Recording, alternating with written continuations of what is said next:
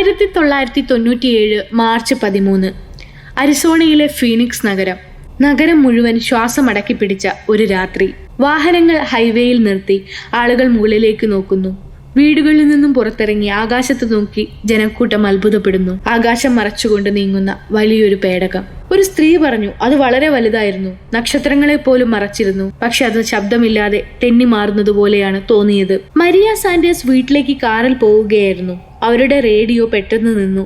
Car വിറച്ചതുപോലെ തോന്നി. പെട്ടെന്നാണ് അവർ ആകാശത്തുകൂടെ എന്തോ ലൈറ്റ് പോകുന്നത് കണ്ടത്. സൈന്യം ഇത് ഫ്ലെയറുകൾ മാത്രമാണെന്ന് പറഞ്ഞു. പക്ഷെ ഇത്രയും നേരം കത്തുന്ന ഫ്ലെയറുകൾ ഇല്ലായിരുന്നു. ഫ്ലെയറുകൾ ആരോ നിയന്ത്രിക്കുന്നത് പോലെ പറക്കാറില്ല.